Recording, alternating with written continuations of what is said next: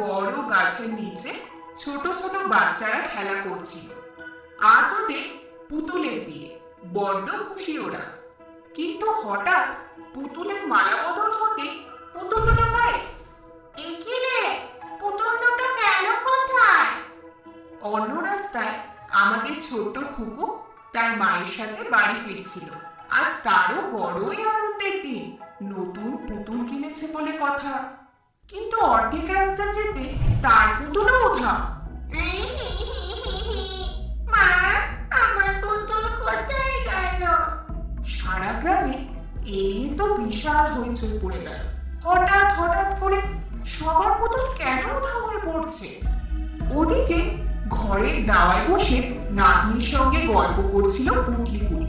ঠাম্মা, কত ভালো হলো বলো তো, রঙিন ঘরে সব কিছু ঠিক হয়ে গেল।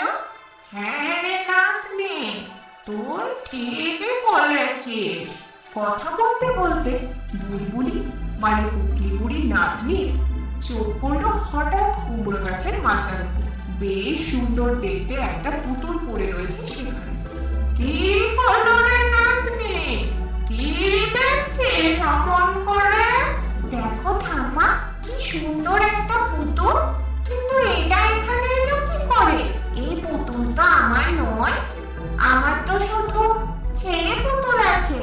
হ্যাঁ রে, তাই তো, কিন্তু এসেই যখন তখন তোর কাছে না হয় রাখ।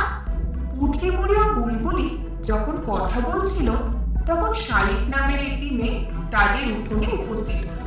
কি রে শালিক, কি হয়েছে এমন হন্তদন্ত হয়ে এসেছে? শুনেছিস বুলবুলি, গ্রামের সবার পুতুলে হঠাৎ হঠাৎ করে উধাও হয়ে যাচ্ছে। তোর কাছেও তো দেখছি পুতুল আছে, সেটা সাবধানে রাখিস। এবার আমি আসি কেমন? এই বলে শালিক চলে গেল। ঠাম্মা, এ তো আজব কাণ্ড, হঠাৎ পুতুল উধাও হতে যাবে বা কেন? আর এই পুতুলটাই বা কার?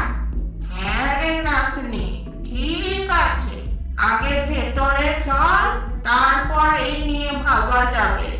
পুটলি বুড়ি ও তার নাতনি ভেতরে চলে গেল। দেখতে দেখতে বিকেল গড়িয়ে সন্ধে ও সন্ধে গড়িয়ে রাত নেমে এলো। তারা দুজনে ঘুমিয়ে পড়েছিল, কিন্তু হঠাৎ কিসের একটা আওয়াজে ঘুম ভেঙে গেল বুলবুলির। কিছু একটা শব্দ হলো যেন। বুলবুলির একথা বলতে পুটলি বুড়ির জাদু পুটলিটা হঠাৎ নড়ে উঠল। এ কি, ঠাম্মা জাদু পুটলিটা নড়ছে কেন? এখন তো ঠাম্মা কোনো জাদু করেনি। বুলবুলি এগিয়ে গিয়ে দেখতেই দেখলো যে সেই পুতুলটা পুটলির ভেতরে রয়েছে, ও নড়ছে। এ দেখে সে তো ভীষণ অবাক হয়ে পড়ল। আরে, আমি তো পুতুলটাকে ট্রাঙ্কের উপরে রেখেছিলাম, পুটলির মধ্যে ঢুকলো কি করে? ঠাম্মা, ও ঠাম্মা! কি হলো রে নাতনি? দেখো ঠাম্মা, পুতুলটা নিজে নিজে কি সুন্দর নড়ছে। আমি কোথায়, তোমরা কারা? ঠাম্মা, এই যে দেখি কথা বলছে গো, আমি তো একে পুতুল ভেবেছিলাম। না গো, আমি কোনো খেলনা পুতুল নই, আমি পুতুল দেশের পুতুল কুমারী খেয়ালি।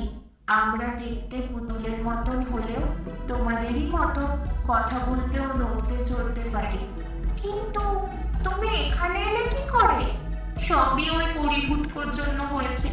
ও এক শয়তান জাদুকর। বেশ শান্তিতে নিজেদের মতো দিন কাটছিল আমাদের, কিন্তু ঘুরতে ঘুরতে সেই শয়তান জাদুকর এলো আমাদের দেশে। এই তো সেই পুতুল দেশ, যেটা আমি এতদিন ধরে খুঁজে বেড়াচ্ছিলাম। এদের সকলের ভিতরে শক্তি নিয়ে আমি হাজার হাজার বছর বেঁচে থাকবো। আসলে আমাদের পুতুলবাসীদের হৃদয়ে এক বিশেষ শক্তি আছে। সেই সমস্ত শক্তি যদি ওই জাদুকর ধারণ করে নেয় তাহলে তাকে সহজে মারা যাবে না। জাদুকর ছলে বলে কৌশলে সবারই হৃদয় তো নিয়ে নেয়, শুধু নিতে পারে না আমার, কারণ ওদের মধ্যে আমার সব থেকে বেশি শক্তি ছিল। কিন্তু জাদুকর আমাকে বশ করে অন্যায়গুলো কাজ করাতে থাকে। সব আমার জন্য হয়েছে, আমার জন্যই সবাই আজ প্রাণহীন হয়ে আছে। আহারে, তুমি কেঁদো না, তোমরা জানো না জাদুকরের বশে আমি নেই, কিন্তু এখান থেকে বেরোলে আমি আবার জাদুকরের বশ হয়ে খারাপ কাজ করে সবাইকে কষ্ট দেব। তাহলে তুমি কি কোনোদিনও এই বন্দিদশা থেকে মুক্ত হতে পারবে না? হ্যাঁ, পারবো। পুতুল দেশের কোনো যুবকের সাথে যদি আমার বিবাহ হয়, তবে আমার এই বন্দিদশা কেটে যাবে। আমার কাছে তো বর পুতুল আছে, এই দেখো। কিন্তু এটা তো স্থির। এটা তুমি কোথায় পেলে? এ তো আমার ছেলেবেলার সাথে অলো। এটা তো আমাকে ঠাম্মা দিয়েছিল। হ্যাঁ, আমি তো এটা বাঁশবাগান থেকে কুড়িয়ে পেয়েছি।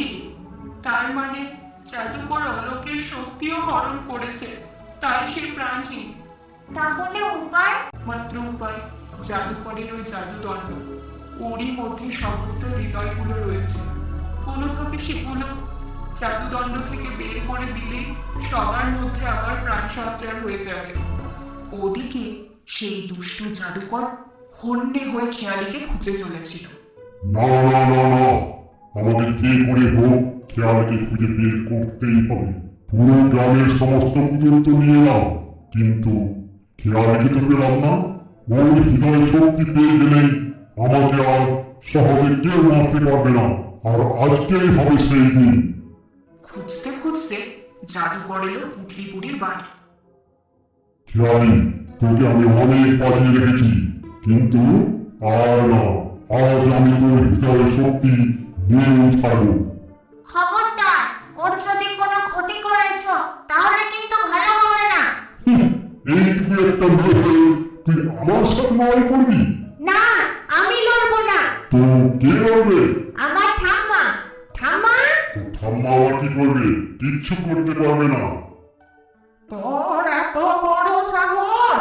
জাদু শক্তির অপপ্রয়োগ করে তুই নিষ্পাপ পুতুলদের কষ্ট দিচ্ছিস। আজ তোকে আমি উচিত শিক্ষা দেব। তাই তো আমার জাদু পুটলি। ও, তার মানে তুমি সে পুটলি বুড়ি? হ্যাঁ, আমি পুটলি বুড়ি।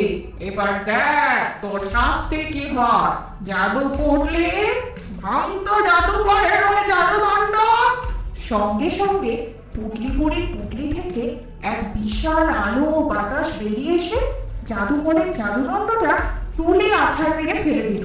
ফলে সেখান থেকে সমস্ত হৃদয়গুলো বেরিয়ে গেল ও নিজের নিজের জায়গায় ফিরে গেল। পুটলি বুড়ি, তুমি আমার এত বড় ক্ষতি করলে তো এর প্রতিশোধ আমি নেবই। আমি আমার সমস্ত শক্তি সঞ্চয় করে এখানে আবার ফিরবো, তখন তুমি চাইলেও কিছু করতে পারবে না। এই কথা বলে জাদুকর সেখান থেকে চলে গেল। এদিকে পুতুল কুমার অলোকের হৃদয় শক্তি এসে যাওয়ার ফলে তার প্রাণ সঞ্চার হয়ে গেল ও অবশেষে সেও খেয়ালি বিবাহ বন্ধনে আবদ্ধ হয়ে তাদের দেশে ফিরে গেল।